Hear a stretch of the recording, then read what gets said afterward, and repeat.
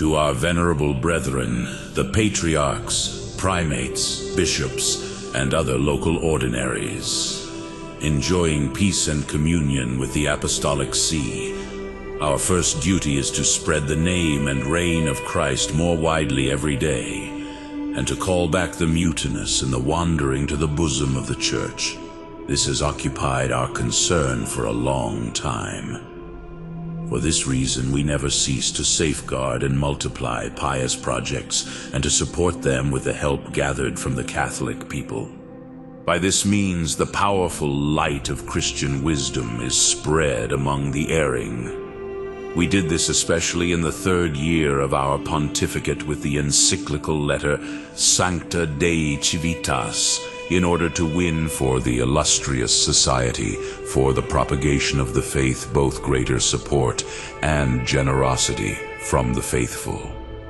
Then we were pleased to follow with exhortations showing how it had grown in a short time, from small beginnings to so large a stature, and with what testimonies of praise and grants of indulgences our illustrious predecessors, Pius VII, Leo XII, Pius VIII, Gregory XVI, Pius IX, had honored it. Finally, our exhortations demonstrated how much aid had been given to the sacred missions throughout the world from this source, and how much more was to be expected. Nor by God's blessing was the fruit small in response to this exhortation. In the following years, we saw the expansion of this most worthy work, since the generosity of the faithful responded to the zeal and the perseverance of the bishops. But now there is a new need, and one more grave, which may demand that the spirit of Catholic love become more widespread. Venerable brethren, may it stimulate your skill.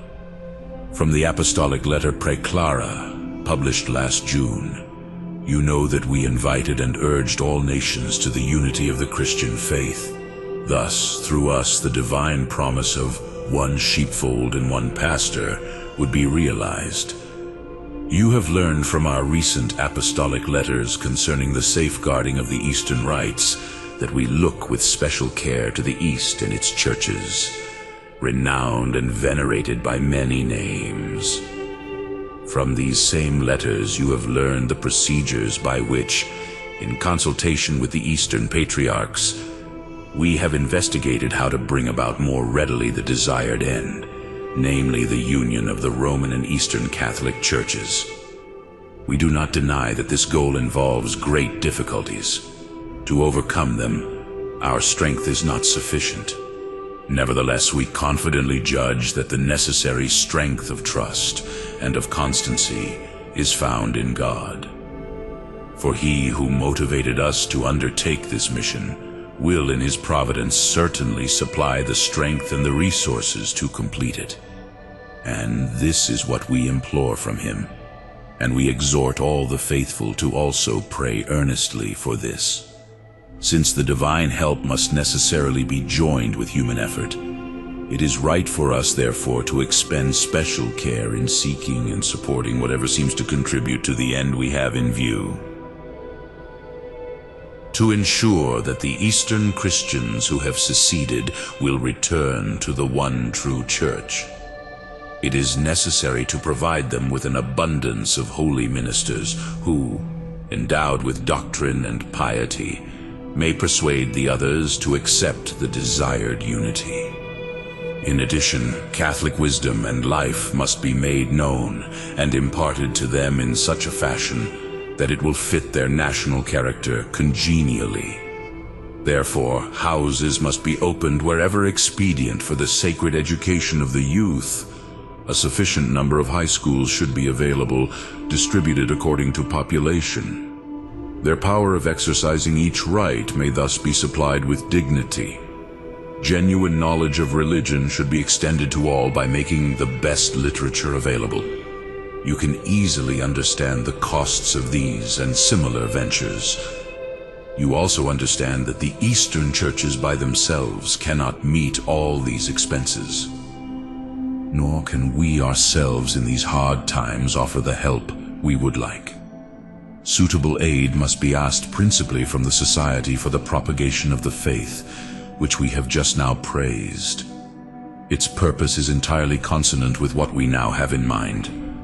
But lest apostolic missions, deprived in part of the aids by which they are sustained, suffer any harm, we must insist that the generosity of the Catholics toward the Society become greater. It is fitting that a similar concern also be applied to the Society for the Schools of the East, whose growth we encouraged, especially since its directors have openly promised to contribute as much as possible for this worthy cause. For this, venerable brothers, we particularly ask your assistance. We do not doubt that you, who are so eager to support with us the cause of the Church, will undertake this outstanding work. Zealously see to it that the Society for the Propagation of the Faith grows as much as possible among the faithful entrusted to your care. We are certain that many more will eagerly give both their name and their resources to this society if they see clearly its excellence, the abundance of spiritual gifts it has to offer, and the benefits which can now be rightly hoped for the Christian cause. It certainly should move Catholic men to know that they can do nothing for us so pleasing, nor so salutary for themselves and the Church, than to meet our desires by contributing. With their contributions, we can accomplish what we have resolved upon for the good of the Eastern Church. May God, who alone is glorified with the spread of the Christian name and its unity in faith and government, graciously bless our beginnings and favor our desires. As an auspice of his choicest blessing, venerable brethren, we most lovingly give our apostolic blessing to all of you, your clergy, and your people. Given in Rome at St. Peter's, December 24th, 1894, in the 17th year of our pontificate,